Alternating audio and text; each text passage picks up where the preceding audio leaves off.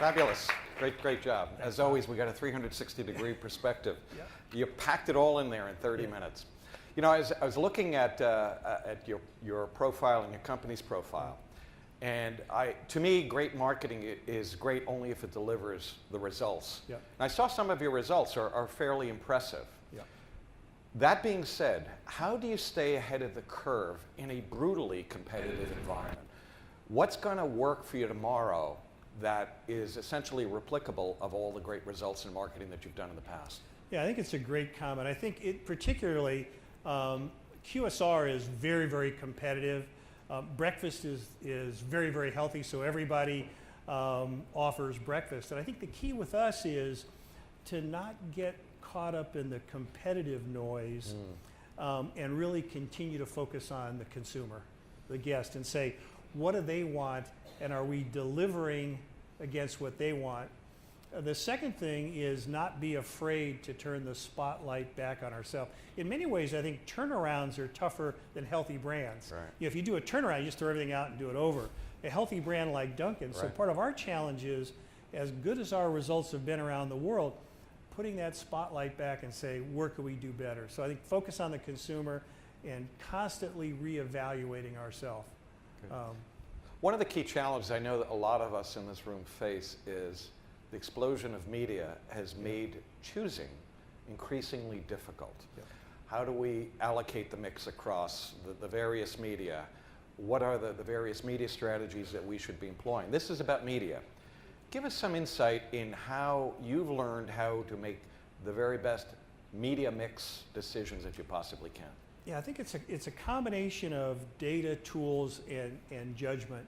As I touched on earlier, Dunkin' is a very responsive brand where almost everything generates an impact. So we don't have any media where we can say this no longer works, so let's just quit doing that and shift it. So we're constantly looking for the relative ROI. And part of it is data. And so we have a lot more information than we did 5 years ago. The second is tools. We're using pretty sophisticated media ROI tools. And then the third is judgment and experimentation, because all tools aren't equal. For example, the tools are much better on traditional media than they are on new media. And so it's harder to make comparisons, and in those cases, use our judgment and experiment. So it's constantly getting more data, getting more tools, but then not being afraid to use our judgment when it's harder to measure something. Like the Vine experiment, you know, there's aspects of that you can measure and some you can't. Right. You know, you've presented a great case history on how to be able to build a brand. When you think about the differentiation that you've been able to provide, some of that has happened because you've been able to use a wide variety of media and employ great integration strategies. What are some of the keys for this audience that you'd want them to know about how do you integrate across multiple platforms? Yeah, I think it's a great question. I think the first is realize that we're in an omni-screen, omni-page world. You know, when I started out, there were brands that were dominated by radio, brands that loved print, brands that loved TV, and they'd start with their dominant medium, whether it was radio, print, and then they'd say, how do we turn this print ad into something else? How do we turn this TV ad into radio? And I think in our case, the first big step was realizing that we're in a multi-screen world. The second was organized that way, where we put it all together at Dunkin' in one. We've asked our partners like Hill Holiday to run it.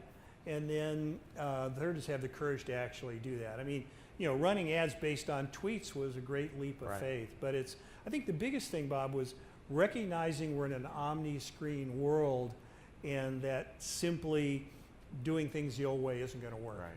We're going to turn to the audience in just a second for a question or two, but your sixth point was about people. And yes, surround yourself with great people. But I've often heard that the key to that success is the ability to inspire them, to let them innovate or die or whatever, but to give them the level of freedom that they can help produce the decisions necessary to succeed. How do you do that?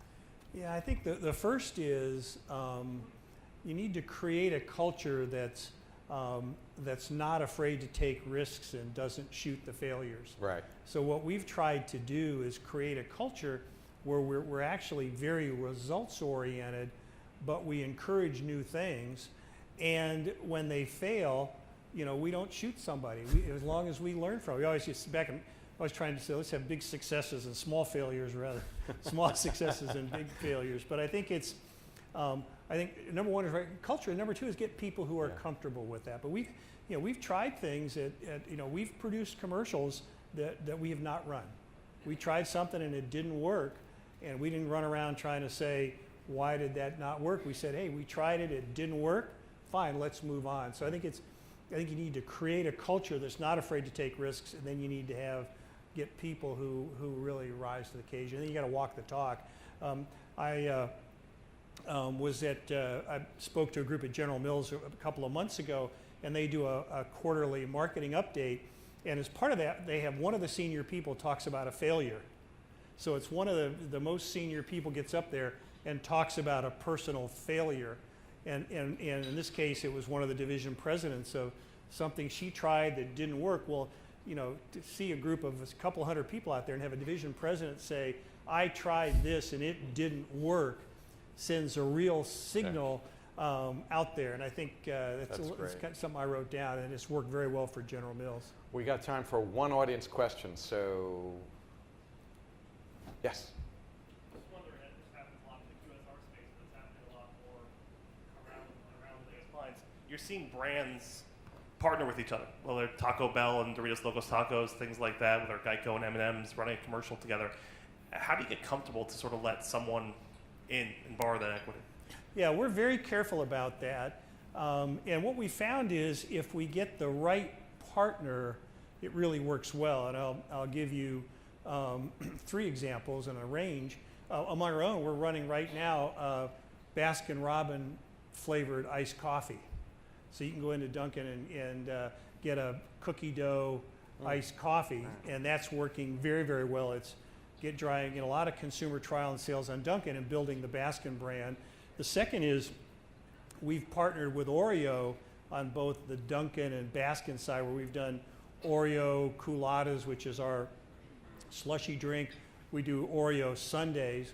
And then in the ad that you saw up there, we partnered with Hillshire Farms on our sausage sandwich. So I think in my mind, what you need to do is make sure that that the partner adds real value to doing it and adds more to your brand than subtracts to it. So in the case of Oreo, 2 very distinct brands, we found there was real synergy with Oreo in both Baskin and Dunkin', so that's been a great partnership. We tend to be pretty cautious in that area because we've got 2 very strong brands, but what we found is if you get the right partners, it really is synergistic, a little bit of an overused word. But the 3 examples that I gave you, all 3 were very successful for both sides of the equation. So we're very open. So if you have partnership ideas, and the same is true with media. You know, we're very comfortable partnering. You know, we've got a real synergistic partnership with ESPN on game day. You saw the Top Chef integration. So, you know, we love partnerships that, and we also, as part of that, are happy to use our brand to help others. You know, we're running a tie on Baskin with Spider-Man. You know, the target of that audience really syncs up with Spider-Man 3. So we've created some fun products like a Spider-Man ice cream cake for Baskin, another reason to go to Baskin. But we're using the power of our stores to help them launch the movie. So we're very open to that. We love to do those kind of things. But we're always looking for, you know, can we help them and can they help us? Ladies and gentlemen, John Costello. Thanks, everybody.